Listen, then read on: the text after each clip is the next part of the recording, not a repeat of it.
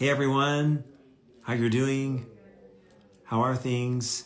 This is Dr. Dan. I'm grateful to be on with you guys. I haven't been live for a while, so I'm grateful. Thank you for joining. You guys are awesome. Please ask me anything. This is an Ask Me Anything session. Is there anything you want to talk about science-wise? Do you have questions?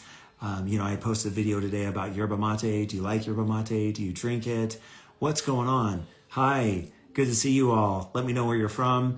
I'm here in Utah. This is where I live, and I just love science. I hope the videos that I've been posting, you found it helpful. Grateful for each of you. I love you. I'm grateful for your support, and my greatest desire is to just share information that can help people. Hydrogen water, boom. Let's talk about hydrogen water. So hydrogen water has some good science behind it. It depends on how it's made. Those little sticks that you put in there, there's not really a lot of hydrogen generated, where you take the sticks and you put it in the water and then you pull it out. Best way to generate hydrogen is electrolysis. So there are some hydrogen water brands that have pretty good amounts of hydrogen, but hydrogen water has great properties. It's a good reducing agent. It can help with oxidative stress. It can help with workout recovery. Hi, Portland, Oregon, Hercules. Good to see you guys. Appreciate you all. You guys are awesome. Cloves, amazing. I did a video on cloves a little bit ago. If you haven't checked it out, do so. Cloves contains a molecule called eugenol, really good for pain reduction,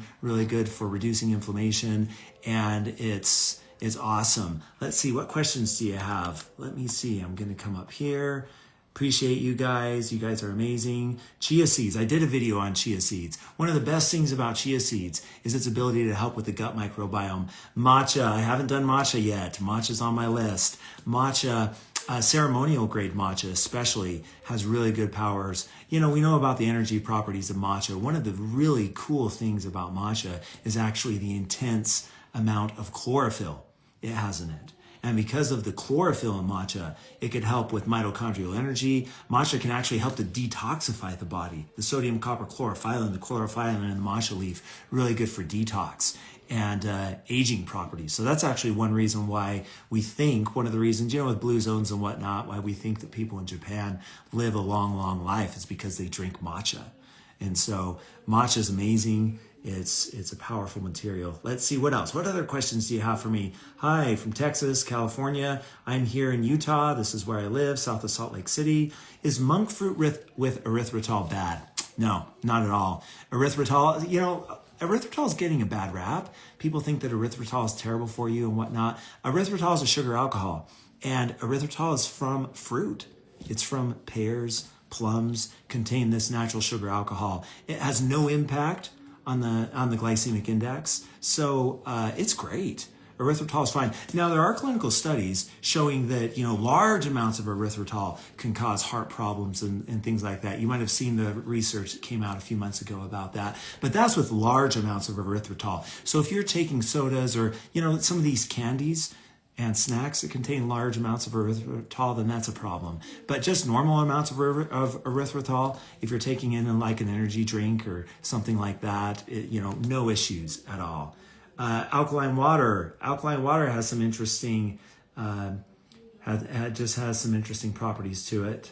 Looking here, foods or liquids for people dealing with gastroparesis. That's great.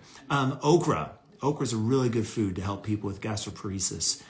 When it comes to liquids, there's some interesting research on hydrogen water and gastroparesis, but those are a couple of things that you can do. So it's important to note that I am not a medical doctor, so I'm a PhD chemist. So I study molecules in plants. I travel around the world isolating molecules in plants. That's what I do for my day job. There's 600,000 species of plants on the earth. Less than 5% of them have been studied for their bioactive molecules. So I know there's molecules from India, from all over the world that can help with cancer. There's molecules that can help with diabetes, molecules that can help with gut microbiome health, you name it. There's new molecules out there that could support human health. So that's what I do, and that's my expertise. And so that's why I talk about food, because there's medicinal molecules in food that can promote human health. So I can't answer questions, medical conditions or anything like that. I'm not qualified to do so, but I am qualified to talk about molecules in food and different supplements and whatnot. See someone from Park City, Utah, in my neighborhood. Awesome. Bergamot tablet. Bergamot has really good properties for weight loss. And so bergamot essential oil and bergamot, citrus bergamot. So there's supplements that you could buy on Amazon and different places like that to help to reduce blood sugar levels. So if you're wanting to reduce blood sugar and blood insulin levels, bergamot is great for that. And what I do for my day job is I formulate nutritional supplements. Anyways, that's a little bit about me. If there's any questions you have about me, my personal life, happy to answer. Long Island, good to see you all. Osteoporosis, prunes. Prunes are amazing to take for osteoporosis. So if you struggle with osteoporosis, you should be taking prunes. You should eat 2 to 3 prunes every single day. As much as you can. Obviously, it could take a little bit for the body to tolerate it and whatnot, but that's a good thing to do. Fatty liver. Fatty liver is awesome. Actually, it's not. But one of the awesome things to do for fatty liver is bitter melon. Have you eaten bitter melon before? Bitter melon's really awesome. It comes from Japan. It grows all over Southeast Asia and other temperate areas, but it's a gourd. You take it, you slice it, you scoop out the seeds, cut it into half moons. You rinse it with water, soak it in water for about 30 minutes, put some salt in the water as well. That'll pull out some of the bitter molecules, but you don't want to pull out too many of them because mortisins are the bioactive molecules in bitter melon. And bitter melon's really good for fatty liver, really good also for blood sugar control. Figs, oh my gosh, I love figs. I eat figs every single day. Figs are really good for hormonal balance. They're really good for PMS. They're really good for blood sugar control. Kaffir lime leaves. Kaffir lime is really good for, what is it really good for? It's good for parasites because kaffir lime has sorlins in it, a class of molecules called sorlins. And these sorlins can actually slide into the DNA of parasites. And if the DNA of parasites can't open and close, DNA of any organism, if it can't open and close, then it dies. So kaffir lime, really awesome. Spirulina, love spirulina. For nutritional supplements, spirulina is a great base because it provides vitamins and minerals and trace minerals and chlorophyll. So spirulina is great. Taking a few grams of it every single day is a really good thing to do. Cow's milk. Cow's milk, I'm going to do a yes-no on cow's milk here in the future. It has some really interesting properties if it's done right. One of the molecules in cow's milk that we don't talk a lot about, it's a protein actually, it's called lactoferrin. And lactoferrin has really good antiviral properties. It's good for immune health. And so, cow's milk has some good benefits. Personally, I don't drink a lot of cow's milk. I get my calcium and trace minerals elsewhere. It just doesn't jive for me. I used to eat a lot of cold cereal and milk back in the day, but I haven't drunk cow's milk probably for about 10 years now. Hi from Australia, fatty liver osteoporosis. I hope that's helpful. Let's see. Inflammation, good foods for inflammation, anti-inflammatory. Curcumin obviously is one of those. Black cumin seed oil. Really good for that. If you're looking in the supplement space, boswellia, boswellic acid is really good to reduce inflammation. Choline's really good for brain health. There's choline in different supplements. If you're going to find a supplement for brain health, you want to make sure it has choline in it. There's another version called citicoline, C-I-T-I, citicoline, and that's actually a little better than choline, has stronger properties. Collagen is one of the most abundant proteins in the body, and the body needs it for proper function. Collagen's everywhere, right? You can find it at the gas station. You can find it at the grocery store. It's crazy. I was just talking with training a group on health, and where I live to my work, it's about 20 minutes, and I see 4 different billboards about collagen. There's problems with collagen supplements. Number 1, collagen's a big molecule, and so it can't get into the cell. Number 2, the body's constantly losing collagen. So if we're taking a collagen supplement, we're just kind of running on even here. And so I formulated a collagen supplement that actually teaches the body how to make collagen again. That's at a company called 3 International. When it comes to natural things for collagen, you want to get collagen from fish. So you should be eating tuna and salmon quite regularly because the collagen in tuna and salmon is type 1 and type 3 collagen. So there's many different forms of collagen. When we say collagen, that doesn't really mean a lot scientifically. There's 18 or so different forms of collagen, with new forms of collagen being discovered every year. And type 1 and type 3 collagen are the most important for the body because type 1 and type 3 are the types of collagen that we have in our skin. When it comes to our joints, cartilage, that's type 2 collagen. And you can get type 2 collagen from chicken. And so there are supplements that help with inflammation, help with joints, and that's type 2 collagen. But type 1 and type 3 are the best. Naturally, you want to eat fish. If you can't eat fish, then there's no natural plant-based collagen source. And so there are supplements saying that, hey, this is vegan collagen. But really what it is it's a bunch of amino acids. And, the amino acids that make up collagen, but it's not the same.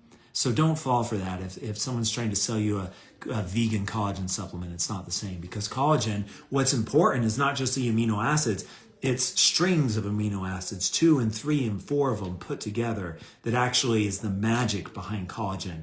That signals, these are signaling molecules, it turns on the genes to produce collagen again. So collagen's powerful.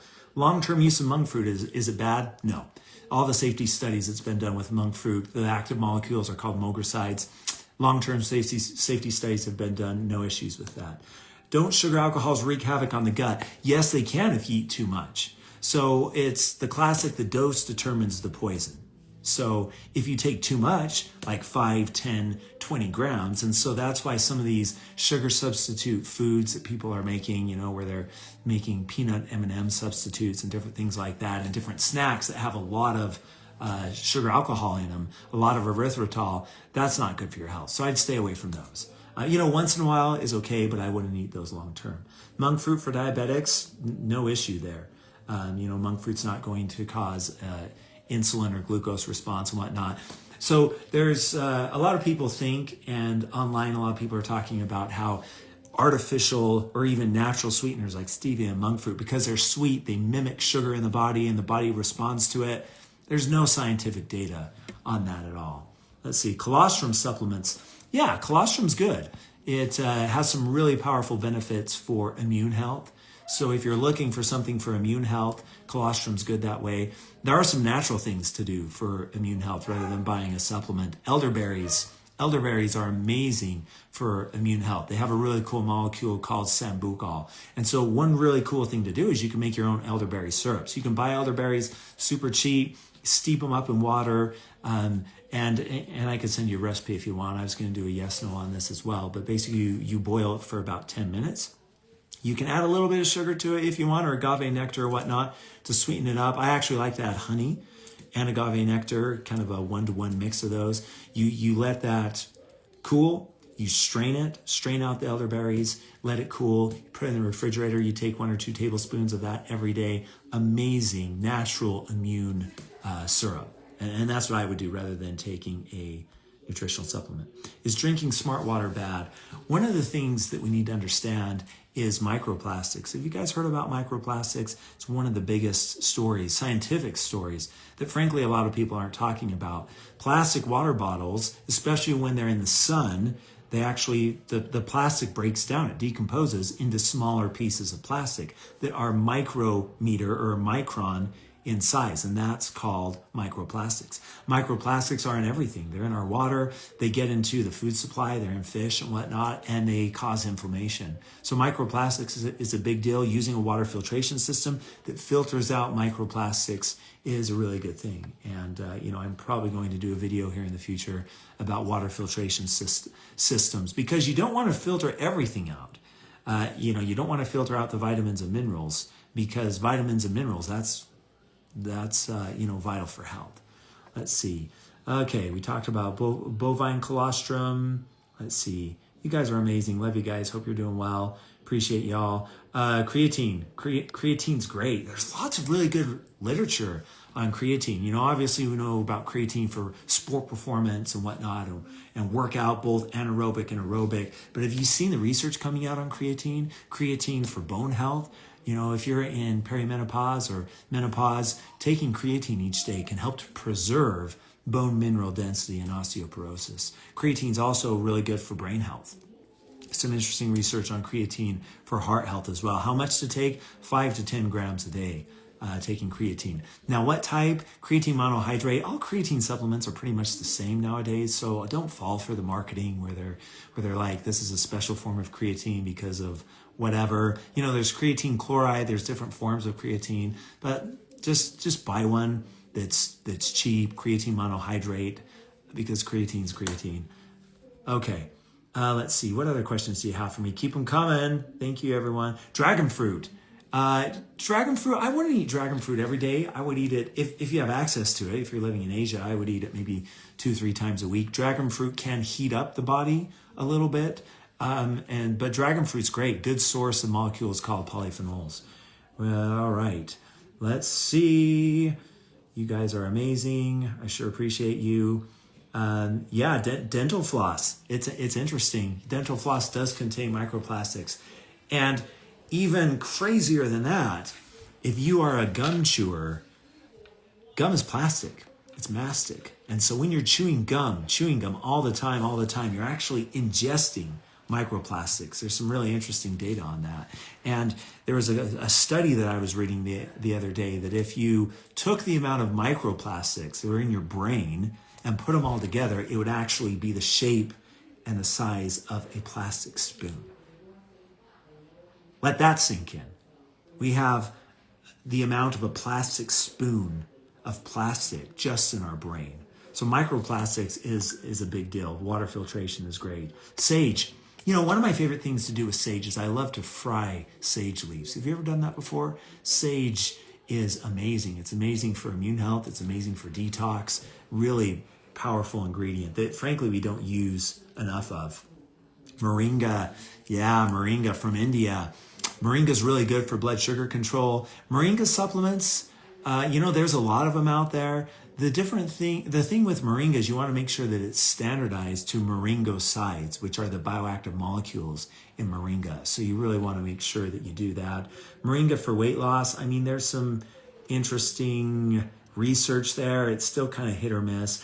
The bottom line is if you could get good, fresh moringa or a moringa supplement from a reputable source with third-party testing, it could have some benefits. Sea moss, guys, I haven't seen a lot of great research on sea moss. Sea moss has carrageenan in it, which is an ingredient that has some safety issues to it. So again, it depends on the type of sea moss that you're getting. But personally, I'm not a huge fan of sea moss. Soy has some really good benefits. Daidzein and genistein, these are two molecules from soy that are really powerful for human health. Now, if you have breast cancer and different things like that, hormone refractory, you obviously need to talk with your oncologist and get advice from them. But when it comes to the health benefits of soy and whatnot, you think of, just think about it. What country has the lowest rate of cancer, breast cancer in the world? It's China.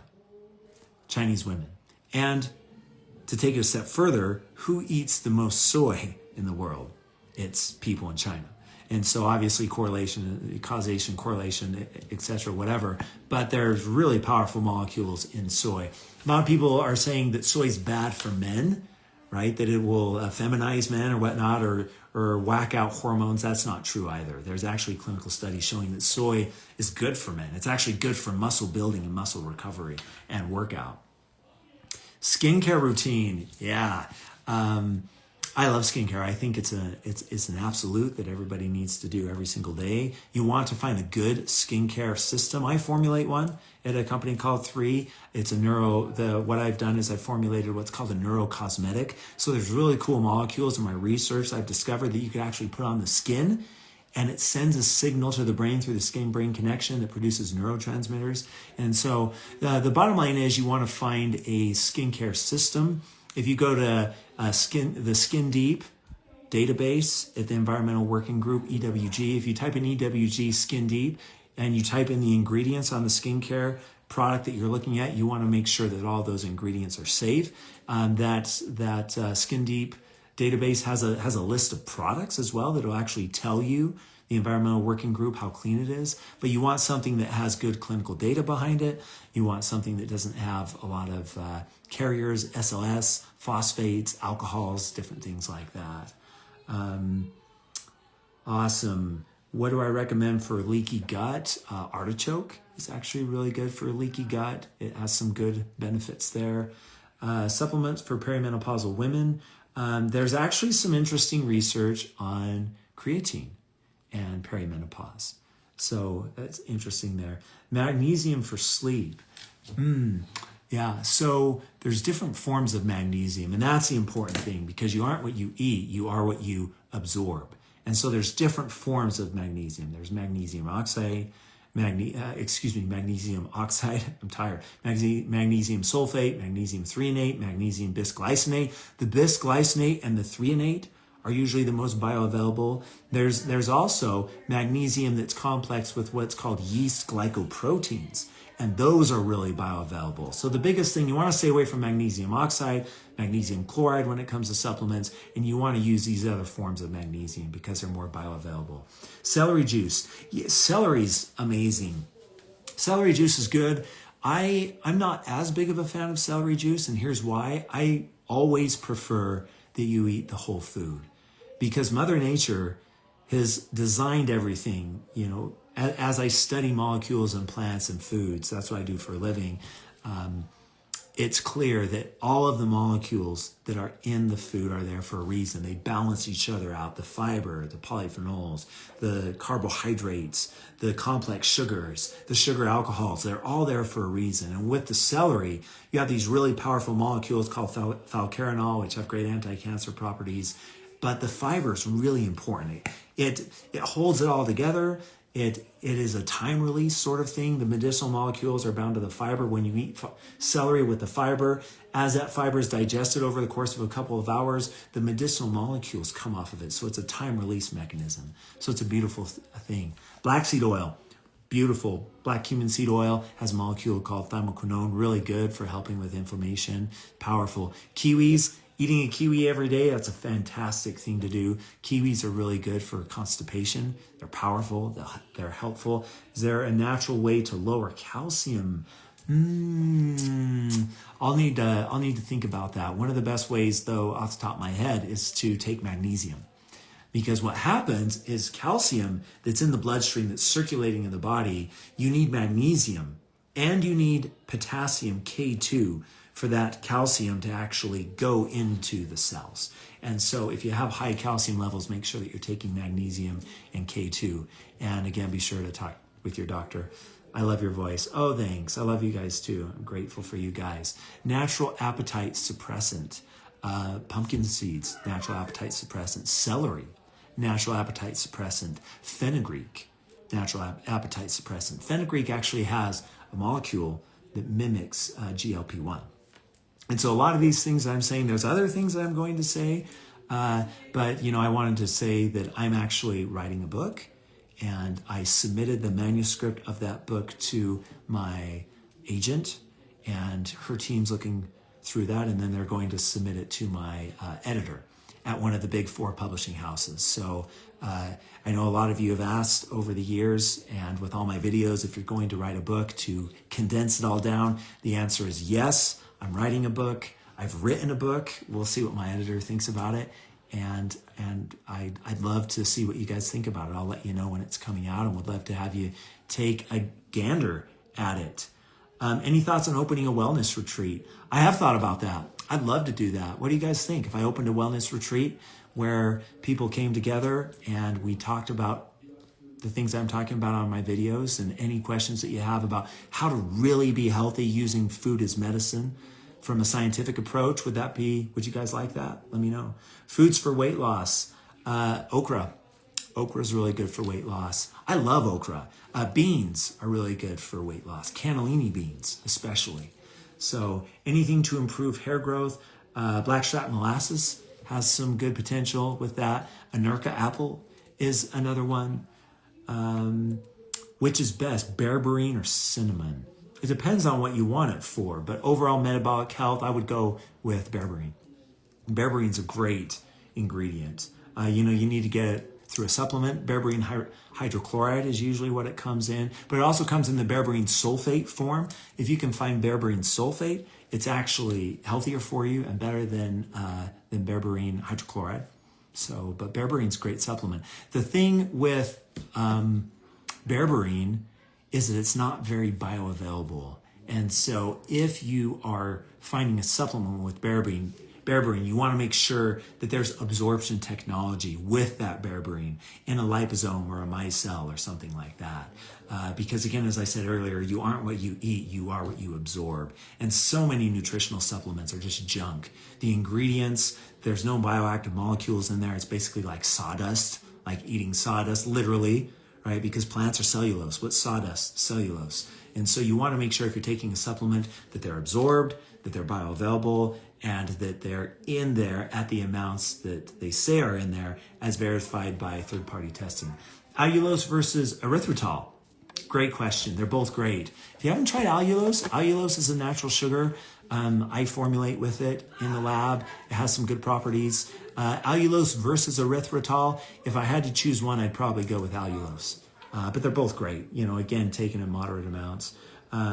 Hello, everyone. Thanks for joining me. If you've just joined me, love you, appreciate you all. Ask me anything here. Chlorella. Chlorella is amazing. Full of vitamins and minerals and chlorophyll and proteins and peptides. Yes, peptides, right? Peptides are one of the hot things in the supplement industry and in health and wellness in general today. But chlorella and spirulina, they contain peptides. So beets, organic or non-organic. So with things like beets, things that grow under the ground, less important for organic versus non-organic. The thing that I say is you eat what you can afford. If you can't afford organic, that's okay. Non-organic is fine. Non-organic still contains the medicinal molecules. I think we strive so hard for perfectionism sometimes that let's just make sure that we eat real food. Good food is medicine. So appreciate you guys. Does soy interfere with testosterone production? It doesn't. Not in the clinical studies that we've seen and that I've looked at. Grateful for you guys and all that you do. Fish oil gel. Not sure what you mean by fish oil gel, but fish oil has some great properties. Green smoothies. I love green smoothies. I have a special recipe for a green smoothie that if you buy my book, it has the recipe there, and it's life-changing when it comes to the medicinal molecules. Okay, appreciate you guys. Bee pollen and royal jelly. Bee pollen's great. Speaking of green smoothies, if you're not eating a little bit of bee pollen a few times a week, great thing to do. A teaspoon, you can put on your yogurt, put it in your shake, put on your oatmeal.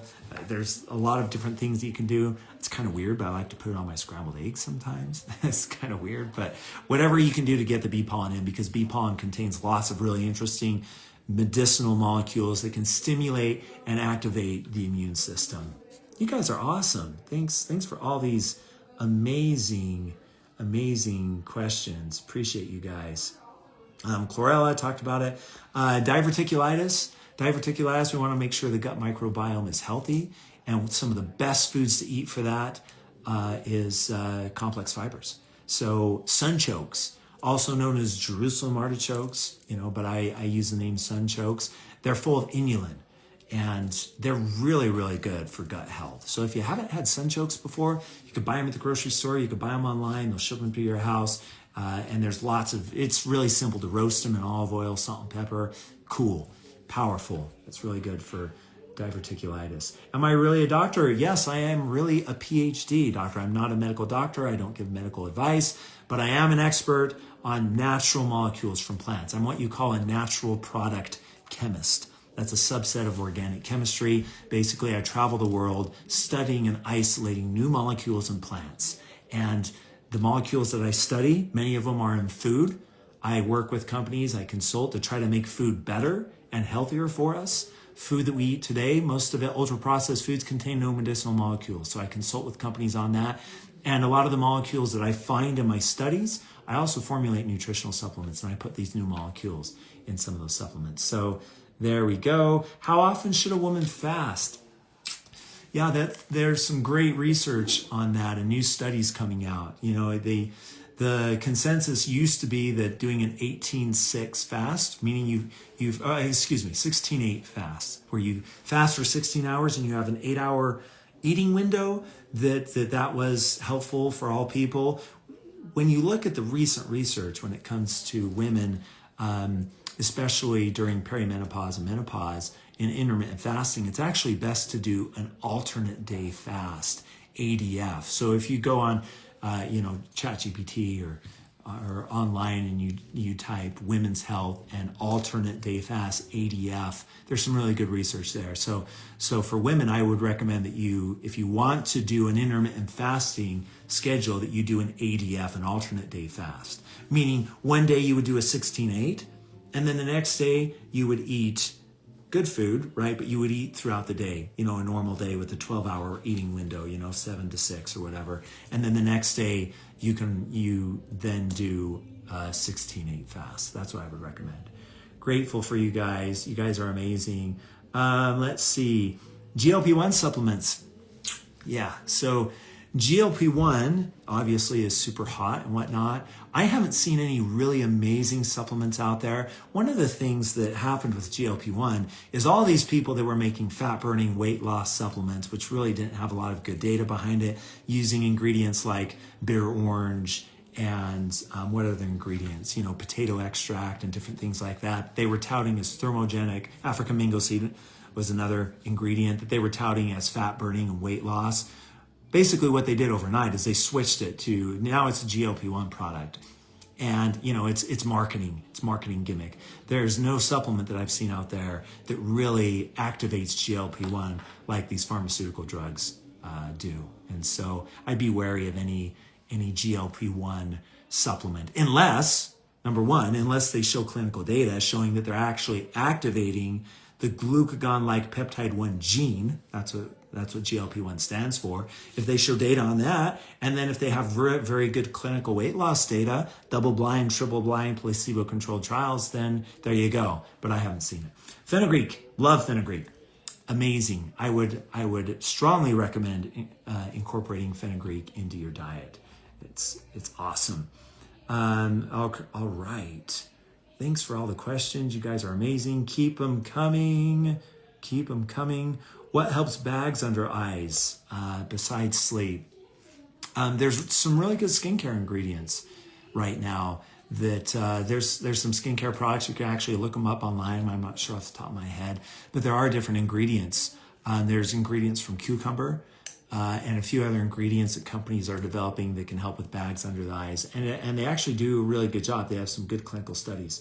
Vitamin D and K2, is it a must? It depends. If you're eating a whole food diet and you're getting these medicinal molecules, then I don't think you need to do a vitamin D and K2 supplement. But if you're eating a lot of ultra processed foods, if because of your lifestyle you're just not eating as healthy as you want, then a D3 and K2 supplement could be good. Again, though, I would make sure that there's absorption technology, that there's liposomes or micelles or something like that can increase absorption of both vitamin D and vitamin K2. High cholesterol.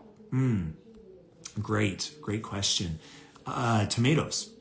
Lycopene in tomatoes, really good at reducing cholesterol. There's some really good clinical studies on that. Best way to reduce cortisol and stress, meditation. When it comes to food, tomatillos. Tomatillos have the same molecules that are in ashwagandha are actually in tomatillos. Cool fact, you might not have known that. So tomatillos are actually an adaptogen and they can help to reduce stress. What kind of skincare is good? There's a lot of good skincare lines. Like I said, I formulated a neurocosmetic line with a company called 3 International, but there's a lot of really good skincare lines out there. You want to find skincare lines that have clinical studies behind them that are safe and effective. Like I said before, go to the EWG Environmental Working Group. Make sure that all the ingredients in the skincare product aren't on the dirty list or anything like that. Thanks for your support about the book. You guys are amazing. Appreciate you all. I'm just grateful for you guys. Best skincare for over 50 years old. When you find a good skincare product, it's going to be fine for 30, 40, and 50. You know, people who are saying that this skincare line is developed for just 50-year-olds or just 20-year-olds, that's marketing. So stay away from that. but find a good skincare ingredient that has hyaluronic acid. Find one that has good ingredients that could help with wrinkle reduction, hyperpigmentation, moisturization, hydration, peptides. People are talking a lot about peptides, but there are actually really powerful peptides. Make sure that your skincare product has peptides in it. Carnivore diet. I'm not a huge fan of the carnivore diet, and here's why. Because I study medicinal molecules in plants, so I'm biased. But these molecules from plants are the molecules of life. 50% of all pharmaceutical drugs, those molecules, those pharmaceutical molecules, are molecules from plants or its close derivative. And so it's really important that we eat molecules from plants. The carnivore diet, great source of protein, obviously, but I just worry that you're not getting a lot of those medicinal molecules. If you're eating grass-fed beef, it's a little bit better because grass or pasture-raised beef has some of those medicinal molecules from the cow eating the grass and whatnot that are in the meat, but it's not as good as eating plants directly. Wellness retreat, okay, let's do this. I need to think about this. You guys are amazing. Need a spreadsheet of what to eat each week, dosages, shopping. That's what the book is about, my friends. Thanks for your support on that, and I'll let you know. Podcast. I've done 2 different podcasts before. And do you want me to do a podcast? Is that something that you'd enjoy me doing? It's a lot of work. So I've done 2 of them before. I stopped. My last podcast, Discover with Dr. Dan, was in the top 50. I just got so busy with writing the book and being a founding executive of a supplement company and doing different things. So anyways, what product's good for hair? Blackstrap molasses, really good. Wellness retreat, yes. Food items to boost nitric oxide. That's a great question. Fantastic. Beets.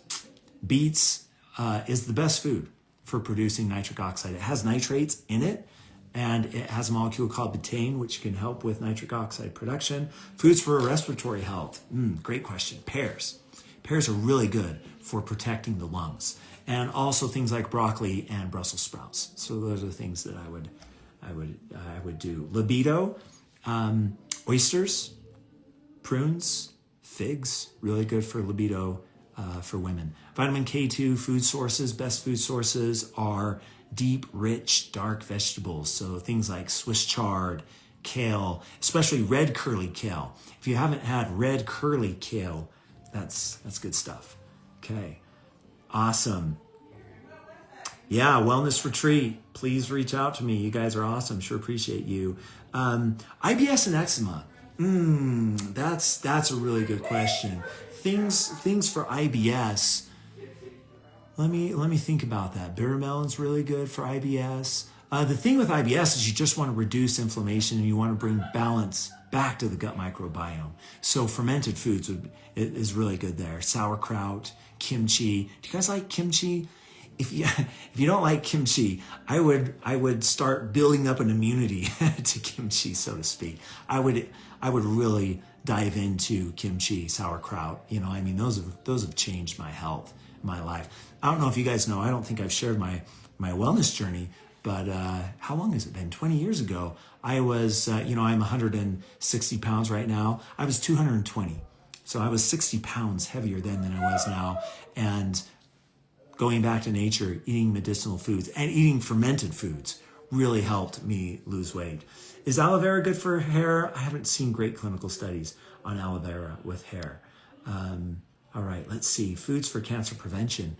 I'm tired. Peaches. So especially there's a peach variety called the Rich Lady Peach. It has a lot of good medicinal molecules. So am I West Coast? I'm from Utah. Red light, gold amber light versus red light therapy. That's a fantastic question. So red light has some good scientific literature behind it, especially 600 nanometers. So the important thing is not just if they say red light or far IR light or gold amber light or whatnot. These are marketing terms. You want to look at the actual wavelength that's there. And if you talk to any chatbot and you ask what are the medicinal wavelengths for infrared light, they'll tell you 600, 622, 570. These are wavelengths that are medicinal in nature, and so you just want to make sure that if you're doing a far IR sauna or red light mask or whatnot, that it has those medicinal wavelengths. Appreciate you guys. Love you. Thanks for your support. Seaweed's amazing. Seaweed's great. Has great medicinal properties. I eat seaweed a lot. My favorite type of music. Oh, that's a great question. I love oldies. I love the Beatles. Who's a Beatles fan? Love the Beatles. Love you too. I love old music. I guess I'm just an old soul. You know, I'm a 80-year-old trapped in a 46-year-old body. Pomegranate for the arteries. Pomegranate can help with blood vessel health. That's exactly right. Because of a molecule called punicalagin. Green lipped. So instead of lipid, it's lipped. Green lipped mussel.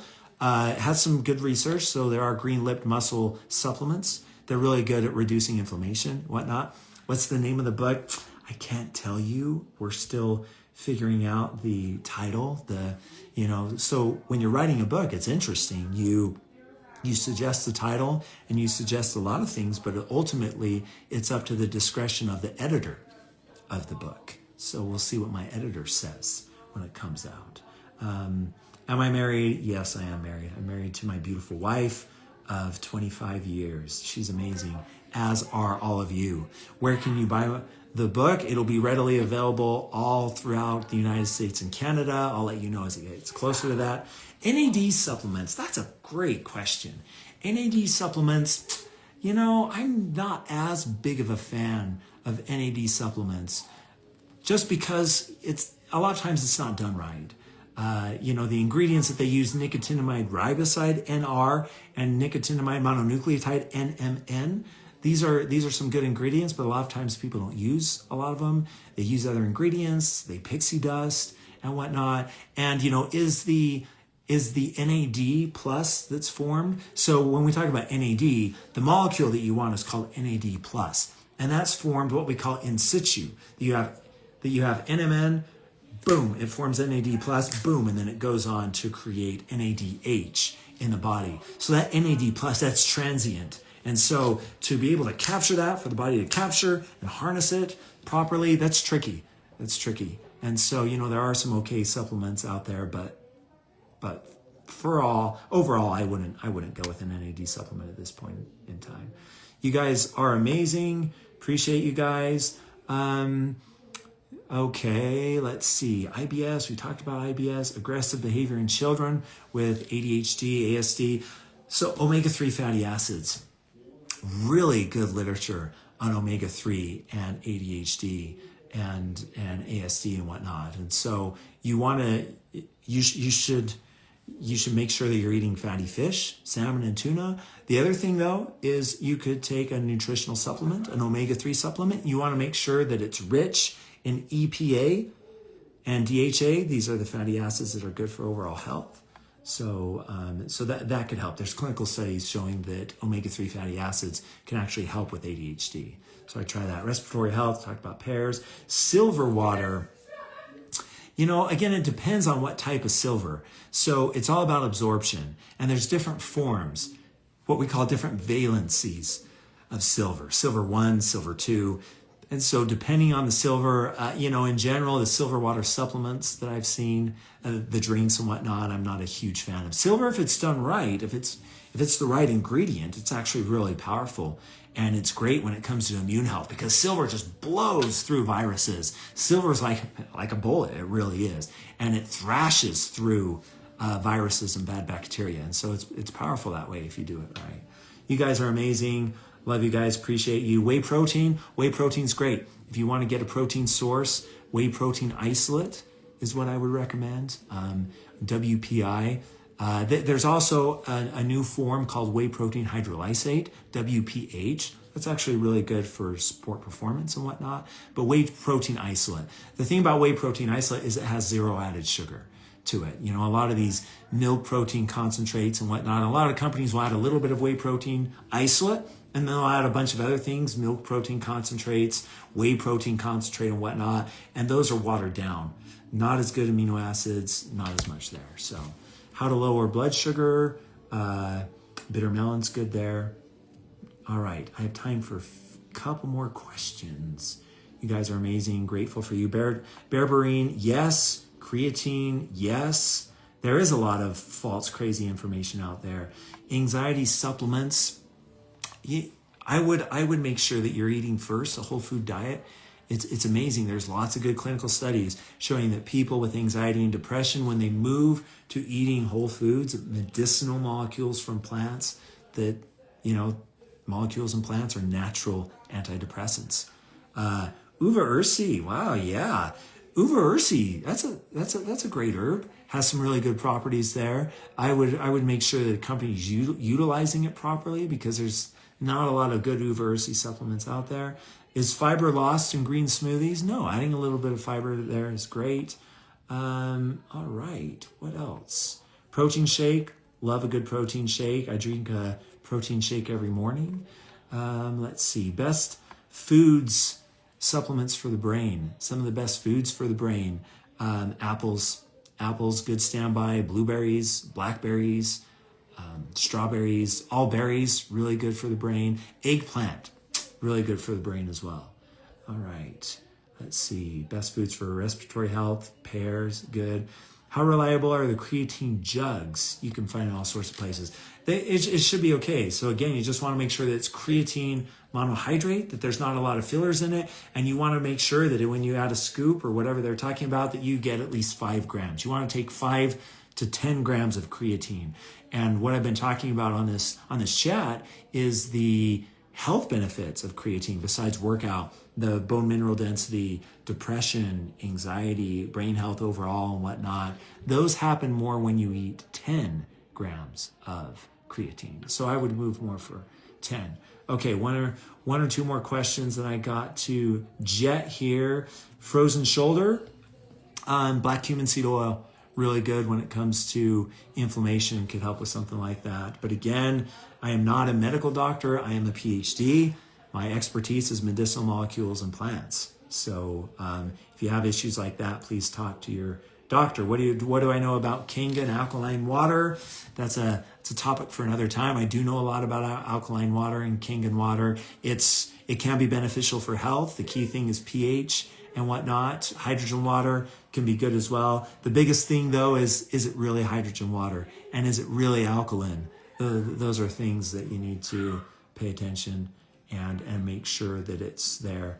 Okay, anyways, I need to take off. I love you guys. Thanks for all that you do. Thanks for your support. I'm going to be back here doing these. If you like these lives, let me know and we'll do them again. Sure appreciate you guys. Have a great night.